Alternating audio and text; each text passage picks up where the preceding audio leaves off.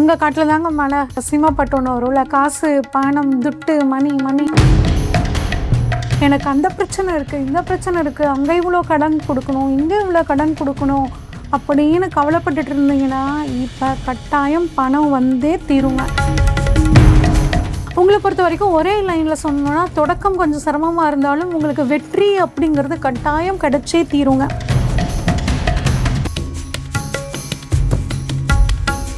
குரு பகவான் இந்த வருஷம் பார்த்திங்கன்னா தமிழ் வருஷத்தில் கடகத்தில் உச்சமாகிறாருங்க. இது ரொம்ப அட்டகாசமான அமைப்பு. குருவோட அருளால் நல்ல விஷயங்கள் கட்டாயம் நடக்க போகுதுங்க. ப்ளஸ் இந்த வருஷத்தில் வந்து பார்த்தோம்னாங்க 2 பயிற்சிகள் இருக்குது. ஜூன் மாதம் 1ஆம் தேதி குரு பகவான் மிதுனத்துலேருந்து கடகத்துக்கு வராருங்க. அது மட்டும் இல்லாமல் 5/12 வந்து 2026 ராகுகேது பயிற்சிகளும் வந்து பார்த்திங்கன்னா இருக்குது. அப்போ இந்த 3 கிரக பயிற்சிகள் வந்து பார்த்திங்கன்னா அதிகப்படியான தாக்குதல்களை நமக்கு கொடுக்க போகுது. அது மட்டும் இல்லாமல் சனியும் வந்து மீனத்தில் இருக்காருங்க. இப்போ இந்த 4 கோள்கள் தான் வந்து நமக்கு ஒரு மிகப்பெரிய தாக்கத்தையும் ஒரு அற்புதமான பலன்களையும் கொடுக்க போகிறாங்க. உங்கள் காட்டில் தாங்க மழை சிம்மப்பட்டு ஒன்று வரும்ல, காசு பணம் துட்டு மணி மணி அப்படிங்கிற மாதிரிங்க. உங்களை பொறுத்த வரைக்கும் 2ஆம் இடத்துல இது நாள் வரைக்கும் உங்கள் ராசியில் இருந்த குரு ஜூன் மாதத்துக்கு அப்புறம் உங்களுக்கு தனஸ்தானத்துக்கு வர்றார், கடகத்துக்கு வர்றார், வந்து உச்சமாகிறாருங்க. கட்டாயம் எனக்கு அந்த பிரச்சனை இருக்குது, இந்த பிரச்சனை இருக்குது, அங்கே இவ்வளோ கடன் கொடுக்கணும், இங்கே இவ்வளோ கடன் கொடுக்கணும் அப்படின்னு கவலைப்பட்டுட்டு இருந்தீங்கன்னா இப்போ கட்டாயம் பணம் வந்தே தீருங்க. என்னங்க இப்படி சொல்கிறீங்க, சாப்பாட்டுக்கே நான் வழி இல்லாமல் இருக்கேன், என்னைய போய் நீங்கள் வந்து பணக்கான காசு பணம் துட்டு மணி மணின்னு பாட்டு பாடுவேன் அப்படிங்கிறீங்களா அப்படின்னு கேட்டிங்கன்னா கட்டாயம் உங்களுக்கு அந்த மாதிரி ஒரு சூழ்நிலை வந்தே தீரும். 2ஆம் இடத்துல உச்சமாகக்கூடிய குரு உங்களுக்கு அற்புதமான பண வரவை கொடுக்க போகிறாருங்க. ஆனால் பணத்தை வந்து கவனமாக கையாளக்கூடிய திறமை வச்சுக்கோங்க. ஏற்கனவே மிதுனம் அப்படி தான், எதையும் பிளான் பண்ணி தான் செய்யும். இருந்தாலும் இப்போ வரக்கூடிய பணத்தை நீங்கள் வந்து கவனமாக கையாளுறது ரொம்பவே சூப்பர் தாங்க. குரு வந்து உங்களுக்கு உத்தியோகஸ்தானத்தை பார்க்குறாருங்க. அப்போ வேலை இல்லை, எனக்கு மனசுக்கு வேலை திருப்தியாகவே கிடையாதுங்க, நானும் வந்து படித்தது அவ்வளோ படிப்பு படிச்சிருக்கேங்க, ஒரு 10th படிச்சிருக்கவங்களுக்கு என்ன ஒரு சம்பளமோ அந்த சம்பளத்தில் தாங்க நான் இருக்கேன், எனக்கு எப்போ தான் ஒரு விடிவு காலம் வரும் அப்படின்னு கேட்டிங்கன்னா இப்போ கட்டாயம் உங்களுக்கு விடிவு காலம் வரப்போகுதுங்க. நல்ல ஒரு மனசுக்கு பிடிச்ச ஒரு உத்தியோகம் அப்படிங்கிறது கிடைக்க போகுது. இல்லை நான் வந்து ஒரு லோனுக்காக ரொம்ப நாளாக வெயிட் பண்ணிகிட்ருக்கேங்க, எல்லாமே ப்ராசஸ் முடிஞ்சிருச்சுங்கிறாங்க, அப்போ அந்த சிபிலில் கொஞ்சம் பிரச்சனை இருக்குது, இந்த பேங்க்கில் கொஞ்சம் நீங்கள் வந்து கிளியரன்ஸ் வாங்காமல் இருக்கீங்க, ஏதாவது ஒரு சின்ன சின்ன விஷயத்தினால அது ட்ராப் ஆகிக்கிட்டே இருக்குது அப்படின்னா ஜூனுக்கு அப்புறம் அந்த லோன் உங்களுக்கு சாங்ஷன் ஆகுங்க. சின்ன சின்ன கடனெல்லாம் அடைச்சிட்டு ஒரு நல்ல பிஸ்னஸில் இன்வெஸ்ட் பண்ணி அட்டகாசமாக முன்னுக்கு வரக்கூடிய ஒரு அற்புதமான அமைப்பை குரு பகவான் உங்களுக்கு கொடுக்க போகிறாருங்க. அது மட்டும் இல்லாமல் 8ஆம் இடத்துல குரு பார்வை படுறனாலங்க ஒரு பழைய வீடை வாங்கி அதை புதுப்பித்து அதை வந்து விற்கக்கூடிய ரியல் எஸ்டேட் தொழில் பண்ணுறவங்களுக்கெலாம் ரொம்ப சூப்பராக இருக்குங்க. அதே மாதிரி சினிமா துறையில் இருக்கவங்களுக்காகட்டும், டாக்டர்ஸ்க்கு எல்லாத்து இந்த மிதுன ராசியில் இருக்கக்கூடிய டாக்டர்ஸ்க்கெல்லாம் ரொம்ப சூப்பராக இருக்குங்க. ஆடிட்டிங் அக்கௌண்ட்ஸ் துறையில் இருக்கவங்க, குறிப்பாக கம்யூனிகேஷன் துறையில் இருக்கிறவங்களுக்கு, மீடியாவில் இருக்கிறவங்களுக்கு, பத்திரிகை துறையில் இருக்கிறவங்களுக்கு எல்லாத்துக்குமே இந்த வருடம் ரொம்பவே சூப்பராக அட்டகாசமாக இருக்க போகுதுங்க. ஒரு விஷயம் உங்களுக்கு ரொம்ப நாளாக அதை எதிர்பார்த்து காத்துக்கிட்டே இருந்திருப்பீங்க, அதுக்கப்புறம் இந்த பழம் புளிக்கும், இது நமக்கு வேண்டாம் அப்படின்னு விட்டுருப்பீங்க, அது பாருங்கள் ஜூன் மாதத்துக்கு அப்புறம் உங்களை தேடி வந்து சந்தோஷப்படுத்தும். அந்த மாதிரி தேடி வர்ற வாய்ப்புகளை நீங்கள் பயன்படுத்திக்கிங்க, ரொம்பவே உங்களுக்கு அது யூஸ்ஃபுல்லாக இருக்குங்க. இன்சூரன்ஸ் பணம் வரும், தொழில் ஸ்தானத்தில் குரு பார்க்குறாருங்க, அப்போ தொழில் அட்டகாசமாக இருக்குங்க, சூப்பரான பலனை கொடுக்க போகுது. தொழில் வந்து உங்களுக்கு பிஸ்னஸ் பார்ட்னர் கிடைக்கலன்னு கவலைப்பட்டுட்டு இருந்தீங்கன்னா இப்போ உங்களுக்கு பிஸ்னஸ் பார்ட்னர் கிடைப்பாங்க. எங்கிட்ட பணம் இல்லைங்க, ஆனால் ஐடியாஸ்லாம் நிறையா வச்சுருக்கேன், இன்வெஸ்ட் பண்ணுறதுக்கு ஒரு இன்வெஸ்டர் வேணும் அப்படின்னு நினச்சிங்கன்னா இப்போ உங்களுக்கு அந்த இன்வெஸ்டர் உங்களுக்கு கிடைக்கிறதுக்கான வாய்ப்புகளும் உங்களுக்கு சூப்பராக இருக்குங்க. ஆனால் ஒரு விஷயத்தில் கவனமாக இருக்கணுங்க, சனி கர்மஸ்தானத்தில் சஞ்சரிக்கிறாருங்க. அப்போ உங்களோட அம்மாவோட அங்கே கர்மஸ்தானத்திலேருந்து 12-4-7 பார்க்குறாங்க. அப்போ உங்கள் அம்மாவோட உடல் ஆரோக்கியத்தில் கொஞ்சம் கவனமாக இருங்க. ஏதாவது ஒரு சின்ன தொந்தரவுன்னு சொன்னாங்கன்னா உடனே ஹாஸ்பிட்டலுக்கு கூப்பிட்டு போயிருங்க. அதே மாதிரி தொழில் சூப்பராக குருவோட பார்வைப்படுறனால சூப்பராக இருக்கும். ஆனால் என்னென்னா சனியும் சேர்ந்து பார்க்குறனால ஒரு சின்ன தடங்கள் வரும்.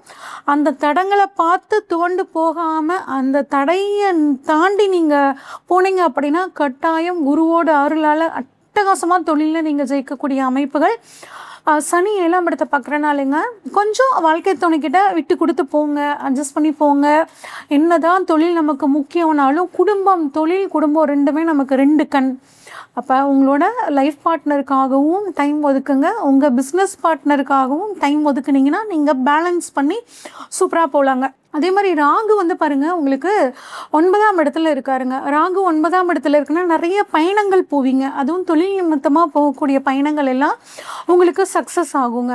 அதே மாதிரி 9ஆம் இடம் அப்படிங்கிறது நமக்கு ஆன்மீக பயணங்களையும் குறிக்கும். நிறைய ஆன்மீக பயணங்கள் போகிறதுக்கான வாய்ப்புகள், தொழில் ரீதியாக வெளிநாடு போகக்கூடிய அமைப்புகள் எல்லாம் ரொம்பவே சூப்பராக இருக்குங்க. கொஞ்சம் புதிதாக சொத்து வாங்கணும், அதுவும் சொந்த ஊரில் எனக்கு சொத்து வாங்கணும்னு மிகப்பெரிய கனவுங்க. நான் என்னதான் வாழ்ந்த ஊரில் சொத்து இருந்தாலும் ஒரு சின்ன ஒரு 1000 சதுரடியாவது என் ஊரில் வாங்கணும், என் சொந்த ஊரில் வாங்கணும் அப்படின்னு நினைக்கிறவங்களுக்கு ஒரு நல்ல விஷயம் தாங்க. ஏன்னா எந்த ஊருக்கு போனாலும் சொந்த ஊரை மடக்கக்கூடாது, நமக்கு அதுதான் பேஸு. அப்படிங்கும்போது என்ன பண்ணணும்னா அதில் ஒரு டாக்குமெண்ட் ரீதியான பிரச்சனைகள் வரத்துக்கான வாய்ப்புகள் இருக்குது. அதனால் டாக்குமெண்ட்டை செக் பண்ணிக்கிறது ரொம்ப நல்லதுங்க. ஹெல்த் வைஸ் அப்படின்னு எடுத்துக்கிட்டோம்னா நீண்ட நாள் வியாதிகள் ஏதாவது இருந்துச்சுன்னா இப்போ அது உங்களுக்கு ஒரு நல்ல மருத்துவ உதவி கிடச்சி குணமாகறதுக்கான வாய்ப்புகள் இருக்குங்க. பழைய கடன் தீரும். நிறைய பேருக்கு ஸ்கின் சம்மந்தப்பட்ட பிரச்சனை, நரம்பு சம்மந்தப்பட்ட பிரச்சனைகள்லாம் இருக்குங்க. அதுவும் இந்த சமயத்தில் கொஞ்சம் அந்த பிரச்சனை அதிகமாகி ஒரு நல்ல ட்ரீட்மெண்ட் மூலியமாக குணமாகுங்க. ஃபஸ்ட்டு ப்ரெஷரை கொஞ்சம் குறைச்சிக்கோங்க. தேவையில்லாமல் டிப்ரெஷன் அப்படிங்கிறமான தேவையில்லாத விஷயங்கள் யோசிக்கிறத முதல்ல நீங்கள் நிறுத்திக்கிட்டிங்கனாவே போதுங்க.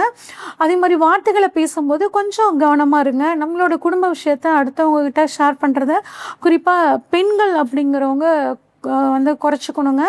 ஓவர் திங்கிங் பெண்களை பொறுத்த வரைக்கும் கொஞ்சம் ஓவர் திங்கிங்கும் குறைச்சிக்கிறது நல்லது.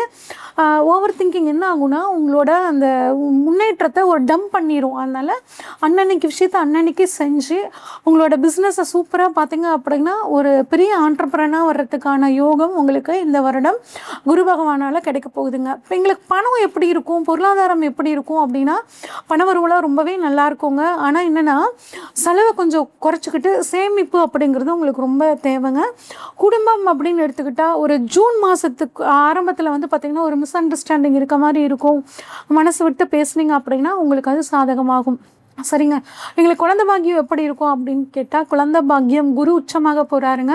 அப்போ குழந்தை பாக்கியம் இல்லாதவர்களுக்கு எனக்கு 10 வருஷமாக குழந்தை இல்லை, 15 வருஷமாக குழந்தை இல்லை அப்படின்னு நினைக்கிறவங்களுக்கு குழந்தை பாக்கியம் கிடைக்கிறதுக்கான வாய்ப்புகள் இருக்குது.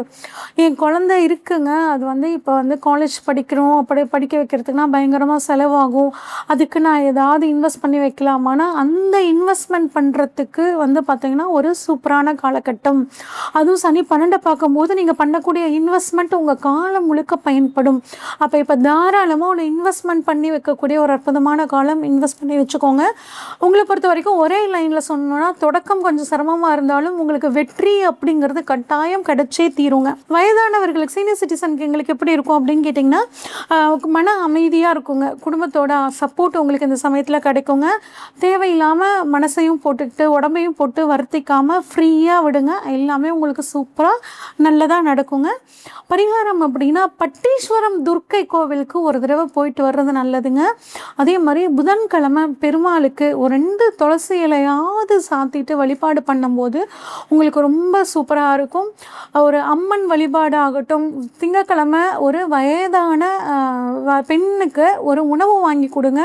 அவங்ககிட்ட ஆசீர்வாதம் வாங்குங்க. அந்த ஆசீர்வாதம் இந்த வருடம் ஃபுல்லாக உங்களை அரண் போல காத்து நிற்கும். இது வரைக்கும் நம்ம பார்த்ததெல்லாம் பார்த்திங்கன்னா தாங்க, பொதுவான பலன்கள் தாங்க. உங்களோட சுய ஜாதகத்தில் என்ன தசாபுத்தி நடக்குது அப்படின்னு தெரிஞ்சுக்கிட்டு அதுக்கு தகுந்த மாதிரி பலன்கள் மாறுபடுங்க.